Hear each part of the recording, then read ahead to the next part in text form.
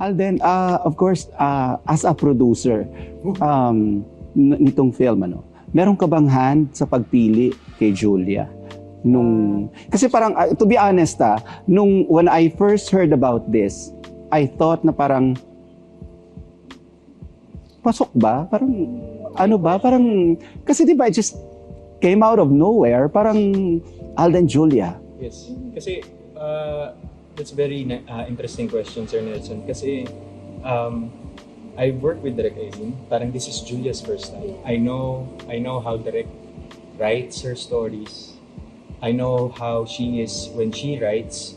May isip na niya kung sino to. So with that, parang I'm giving that liberty to Direk Aileen. Kasi, hindi lang din naman ako yung producer. We also have GMA Pictures and Cornerstone. And I've worked with Direk, AD pa lang siya, until she became my director, and then now for a movie. This is my first film, And I saw her previous films, and ganun parang kami ni Jules, kahit tahimik lang kami, alam namin na si Direk Irene, alam niya yung ginagawa. Wow. So complete trust. Complete trust. Hindi kami Mm-hmm.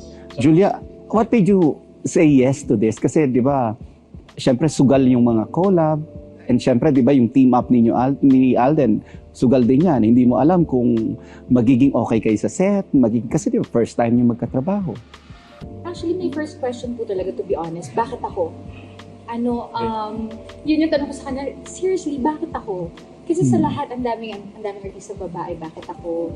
And yun yung time na before dumating yung project, that's my question also sa sarili ko po.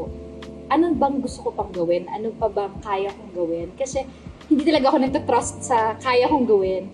So with this project, first time ko pong napa-oo agad, nang parang wala nang isip-isip, jump, I trust Direk Irene, kahit hindi ko pa siya nakaka-work. And may ganung vibe kasi sa akin si Alden na parang mabait siya, and then game tayo. Kung sigurado kayong ako, game tayo. So nung nag-start na, sabi ko, Lord, ito pala yung pinag-pray ko na ano ba yung purpose ko or ano ba yung gusto ko pang gawin. Sila yung sumagot, silang dalawa. Yes. With this film. Kaya iba talaga tong film na to sa amin. Actually, yung manifesting din kasi parang talagang ako naniniwala na. Kasi tunick ko si Julia 2012, way back sa film.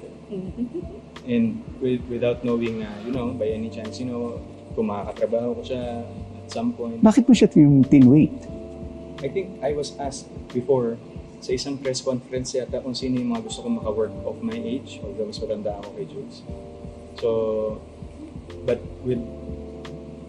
I've seen her projects, I've seen her craft. Ganun na kasi ako ngayon parang sa tanda akong to.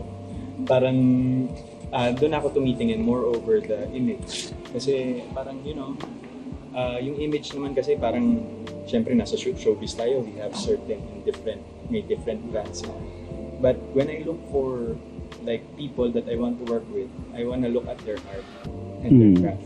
Kasi I am very passionate about this. Si Jules is very passionate. Parang sagad-sagad sa expectations ko when it comes to acting.